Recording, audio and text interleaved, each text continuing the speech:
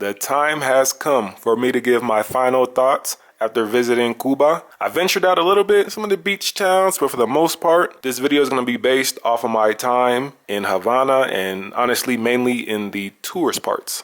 Let me also point out the ebook for Cuba has been completed on Amazon. For anyone who's thinking about planning a trip to Cuba, this ebook will be a great guide to just build a foundation, give you tips, things to know, recommendations, some of the stuff I talked about in this video. But if you don't want to rewatch all the videos, just to find a certain piece of information, you want everything compact and in one place, well then here you go. And also, this is going to lead me into my next part, which is when it comes to Cuba, I think this is one of the countries where you can say this about any country, but really when it comes to Cuba, especially if you're an American citizen, research is key. The reason why is because as an American, bank cards aren't going to work there. The bus services to nearby towns and cities require payment electronically. The internet situation can be a little difficult if you don't know what you're doing. Now, that being said, some people, when they go to Cuba, they want to disconnect. They want to put their phone down and they don't plan on using the internet. But not everyone is like that. Some people aren't really spontaneous. When you travel somewhere, you want to be in control of your situation. If anything happens, you want to know that, okay,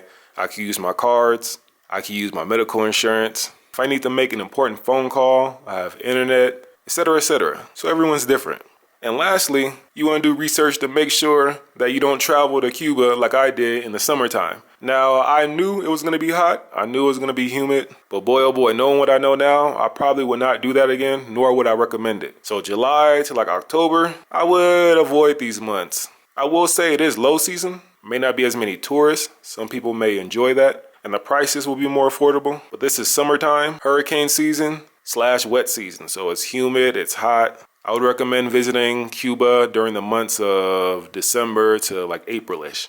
The next point I want to bring up is that it's true when people say visiting this island is like going back in time. Now, I kind of cheated a little bit. I had internet most of the time. I didn't stay with the Cuban family. I had my own private studio apartment. I stayed mainly in the tourist area of Havana. I didn't really go out into the countryside and the small towns, even though I wanted to. It's just that it was a little difficult. I was on limited time. I brought limited cash. I didn't want to be stuck somewhere. But when people say it's like going back in time, I understand. The old vintage, classic American cars, the historic buildings and monuments. It's sort of like life before internet took over everything, because a lot of people are just out and about and not really on their phones. Here and there they are, like at the parks, but for the most part, people are enjoying the company of others and not glued to their Instagram stories. There's an area called Vedado, which I believe is more of the posh, the affluent area. So if you ever go there, it sort of looks like a quote unquote normal area you would see in other countries. The high-rise apartments, the grass is cut. From what I saw, people are walking around, walking their dogs. But I don't think, at least from what I've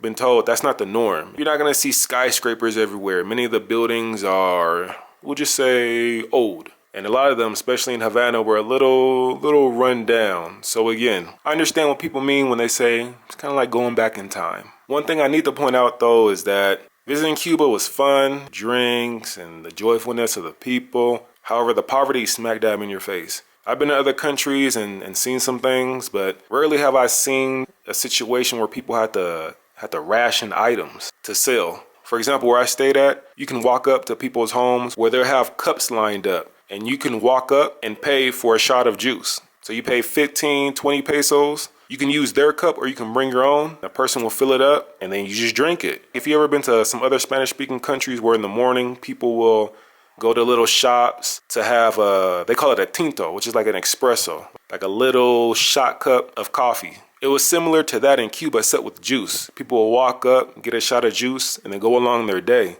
And that's just one example of some of the things I've seen. There are some other ones that are like, wow. But since we're on this topic, I will say when it comes to food, Cuba receives a lot of criticism, but at the same time, they have to work with what they got. And a buddy of mine told me before visiting, the homemade meals are going to be better than the meals at the restaurants. And I agree. There's this lady in my apartment that I met in the elevator who would cook. I'm going to tell you right now, I'm going to show you what it looked like. The meals were super simple, but very delicious. I mean, that homemade mama's cooking. But let me show you what she prepared. I just want to show you guys this.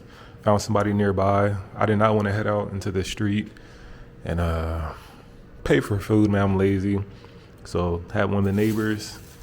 She threw down, got the big bottle of juice right there. Gotta have my avocado. And then she made beans right here. And then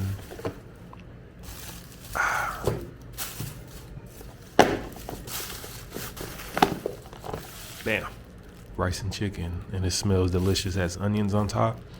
Ooh, so when you're in Cuba, remember to always, the neighbors, if you're staying at a casa particular, basically a private room, someone's home, or if you have an apartment or whatever, and the neighbors, man, they'll take care of you. Again, it's not something you'll see in a 5-star dining restaurant, but I love those homemade mom and pop type meals. Those are my favorite. Another thing I want to bring up is that, in my opinion, I think the island has so much potential. Man, if Cuba was to be unleashed, I think it would be a heavy hitter in the Caribbean. Things were to change in the future. Because if you ever seen the skyline of the Malecon, the boardwalk along the water, it's just filled with rundown buildings. You can construct some hotels, condos, apartments right along the Malecon. And then when it comes to the culture, there's a lot of it in Cuba.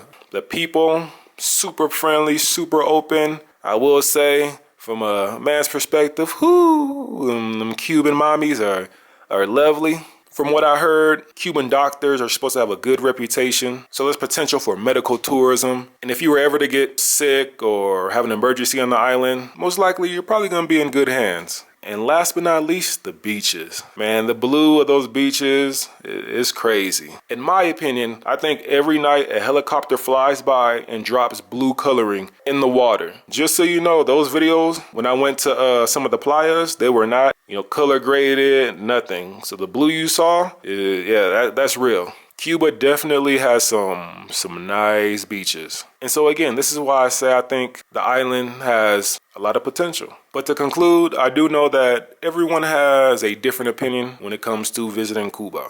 Some say they may wait until things get better. Others may say they're going to visit now before it becomes super touristy. Whichever side you're on, I will say visiting Cuba, it's a trip to remember because it was a real culture shock. Again, if you're thinking about visiting soon, check out the ebook. Link will be in the description. You can purchase it off of Amazon. I believe it'll help you. All that being said, I appreciate you guys watching the video. Hope that it's helped you. Hope you liked it. We'll be going to a new country. Matter of fact, if everything goes as planned, we'll be in a new continent. Should be an interesting experience.